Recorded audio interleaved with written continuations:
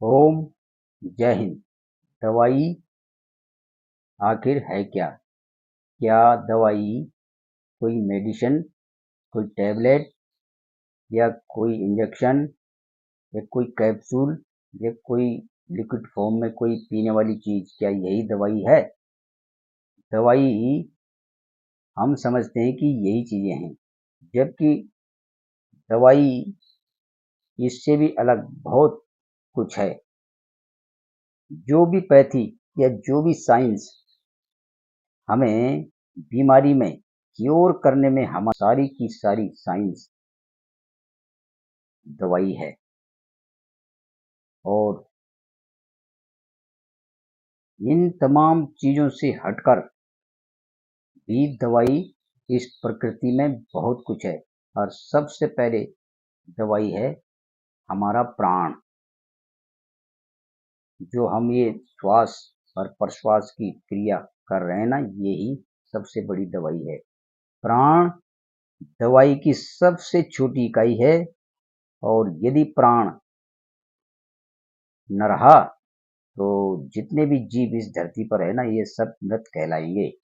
एक क्षण के लिए भी हम बिना प्राण के जिंदा नहीं रह सकते। तो प्राण ही दवाई की सबसे छोटी इकाई है भाई। और ये फ्री ऑफ कॉस्ट मेडिसिन है। सुबह शाम निरंतर यूं ही बह रही है। बस इसको लेने का जो तरीका है वो हमको आना चाहिए। क्योंकि जब स्वच्छ और निर्मल ऑक्सीजन बह रही होती है तो हम बिस्तर पर पड़े रहते हैं। इसका स्वाद को चख रहा है ना, वो अपने स्वास्थ्य लाभ में दिन पर दिन इजाफा कर रहा है, स्वास्थ्य लाभ पा रहा है। और जो इसको नहीं जानते और आलस और बेबसी होकर बिस्तर पर पड़े रहते हैं ना, वो इस बहुत ही रामबाण औषधि है, इसको वो खो देते हैं। जब ऐसे करते करते करते वो निरंतरता उनकी बनी रहती है तो एक दिन वो बीमार हो जाते हैं। और फिर भागते हैं हॉस्पिटलों की तरफ और फिर खोजते हैं बड़े बड़े डॉक्टरों को। लेकिन हम ये भूल जाते हैं कि ये सबसे बड़ी मेडिसिन जो फ्री ऑफ कॉस्ट थी, ये तो इसका तो मैंने सम्मान ही नहीं किया, इसको तो मैंने कभी रिस्पेक्ट नहीं दी। तो जिसके कारण से आज मैं कोसों दूर विदेशों तक इलाज के लिए भाग रहा हूँ। पैसा गया, स्वास्थ्य गया और समय भी गया, सब कुछ बर्बाद हो गया। क्योंकि हमने इन जो ये ईश्वर ने हमें दे रखे हैं, इनका हमने मिसयूज कर दिया। इनको जाना नहीं, पहचाना नहीं और इनसे हम दूर होते होते अपने आप को बीमार कर लिया। तो सबसे बड़ी दवाई यही है। फिर दवाई क्या चीजें हैं और भी दवाई का काम करती हैं। प्राण के बाद जो दूसरी दवाई है वो है हमारी टाइम एज ए मेडिसिन।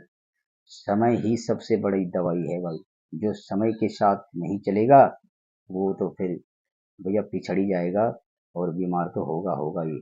मानसिक बीमारी होगी, तन की बीमारी होगी और कई और बीमारियां भी होंगी। और ये निरंतर यदि हमने इसका पालन नहीं किया तो ये बढ़ती ही रहेंगी भाई। तो टाइम एज ए मेडिसिन, समय की भी मांग है कि भाई अपने प्रति जागरूक बनिए, अपना डॉक्टर स्वयं बनिए। तो इसके लिए सबसे पहले हमें रात को जल्दी सोना है। 10 बजे तक का हम समय बना लें और सुबह हम 5 बजे तक अपना बिस्तर छोड़ दें। तो इन्हीं 2 टाइमों में देखा जाए तो सबसे निर्मल और स्वच्छ जो ऑक्सीजन है, जो प्राण ऊर्जा है, जो कॉस्मिक ऊर्जा है, वो बह रही होती है। और निरंतर यदि हम इसमें अपने आप को थोड़ी देर इसमें रखेंगे, इसमें बैठेंगे तो हमारा स्वास्थ्य लाभ हमें मिलता रहेगा। तो इस तरह से हम अपनी एक दिनचर्या सेट कर लेंगे और समय के हिसाब से भाई इतने बजे हमारा नाश्ता हो जाना चाहिए, 8 से 9 बजे के बीच में हमारा नाश्ता हो जाना चाहिए। और 1 से 2 बजे के बीच में हमारा लंच हो जाना चाहिए और 6 से 7 बजे के बीच में हमारा डिनर फिनिश हो जाना चाहिए। ये चीज़ें को जो बना कर रखेगा ना, तो भाई इतने मात्र से ही देखना, जो हमारा कब्ज, गैस, एसिडिटी है ना, और इन्हीं से भयंकर भयंकर रोग उत्पन्न हो जाते हैं। ये समस्याएं खत्म होने लगती हैं। और आप सिर्फ 10 दिन ही करके देखना ये चीज़ें, अगर लाभ नहीं मिलेगा तो आप फिर से वापस जिस फॉर्म में थे वहीं पर आ जाना भैया, कि हमें कोई फायदा नहीं हुआ, हम नहीं करेंगे। जो बीमार हैं उनको स्वास्थ्य प्राप्त होगा, और जो नहीं है वो बीमार होंगे ही नहीं। तो इन चीज़ों से हम अपने आप को भी काफ़ी पोषण दे सकते हैं। फिर तीसरी दवाई है फूड एज ए मेडिसिन, यानी खाना ही हमारा आहार है। आहार सबसे बड़ी औषधि है भाई, सबसे बड़ी औषधि प्राण है, उसके बाद समय है, और उसके बाद आहार है। तो आहार शुद्धि से ही मन की शुद्धि भी होती है, मन के विकार भी नष्ट हो जाते हैं। यदि हमारा खान पान ही गलत है तो हमें फिर ठीक होने से कोई नहीं बचा सकता। तो समय ने हमें बीमार किया और खान पान ने हमें बीमार किया। तो जिन लोगों ने या जिन मरीजों ने इन चीज़ों का ध्यान नहीं दिया, केयर नहीं की, तो वो दिन पर दिन बीमारी को बढ़ा ही रहे हैं भैया। तो ये सबसे बड़ी वात, पित्त और कफ के अंदर ही 3 दोष मौजूद हैं।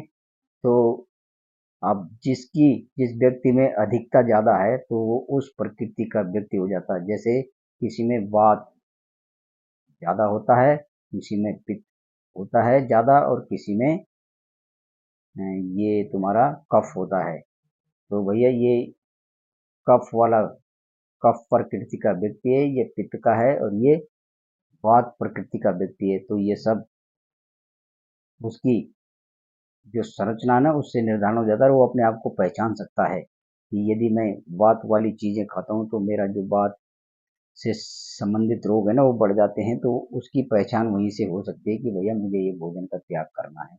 पित्त वाले को पित्त जैसे रोग बढ़ेंगे, उनके मुहासे होंगे, कील मुहासे वगैरह, कहीं कुछ, कहीं दांत खाज खुजली, ये सब निकल जाएगा। तो उससे पता लगता है कि भैया मैं पित्त प्रकृति का आदमी हूँ, तो मुझे पित्त वाले भोजन नहीं खाने हैं। ऐसा ही कफ से संबंधित है। तो इन चीज़ों से हमें पता लग जाता है, तो हम अपना भोजन बदल सकते हैं। हमें हमारा शरीर ही संकेत दे रहा है कि भैया ये तुम्हारे लिए विरुद्ध आहार है, इसको ना खाइए, इससे तुम्हें नुकसान होगा। तो शरीर जब सब कुछ हमें बता रहा है तो हमें किसी लैब में जाने की जरूरत ही नहीं है टेस्ट कराने की। टेस्ट तो हमें हमारा शरीर ही बता रहा है, लेकिन हम जो है ना उस शरीर की भाषा नहीं समझ सकते और भाषा नहीं पढ़ सकते, इसलिए हम बाहर लैब में जाते हैं। तब लैब वाला हमसे पैसा लेता है और हमारा समय भी लेता है, और स्वास्थ्य तो खराब होता ही होता है। तब लैब टेस्ट हो गया, फिर उन्होंने दवाई लिख दी है। एक दवाई से खाकर वो बीमारी तो ठीक हुई नहीं, पता लगा कि उससे दूसरी बीमारी हो गई। और फिर गोली पचाने के लिए डॉक्टर फिर गोली लिखता है। मान लो इस गोली से मुझे कोई साइड इफेक्ट हो गया तो फिर वो दूसरी गोली लिखेगा। उस गोली पचाने के लिए भी गोली लिख रहा है डॉक्टर। तो भैया खुद ही समझ लो इस बात को कि हमारा शरीर हमें ही संकेत दे रहा है, तो हम क्यों ऐसा भोजन लें जिससे हमारा शरीर को नुकसान हो रहा है। और फिर हैवी वाला भोजन नहीं लेने चाहिए।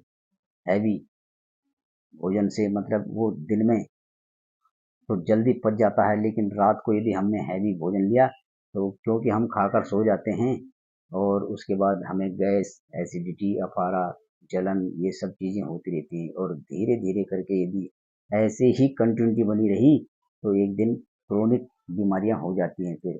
फिर इसी नाम से बहुत सारी बीमारी हो जाती है, पैरालिसिस, ब्रोंकाइटिस, हेपेटाइटिस, और भी कई हैं इसी जो अभी जानकारी में नहीं है, और हम सभी भलीभांति जानते हैं। तो इसलिए हमें आहार को भी अपना सुधारना है। आहार शुद्धि से ही स्वास्थ्य की शुद्धि हो जाती है। तो ये है फूड एज ए मेडिसिन। और इसके बाद एक और मेडिसिन का काम करती है, वो है हमारा जीरो वोल्ट मेडिसिन। यानी 0 वोल्ट, यानी जब भी हम धरती के संपर्क से हट जाते हैं तो हमारा टेम्परेचर बढ़ जाता है और हमको बीमारियां घेर लेती हैं।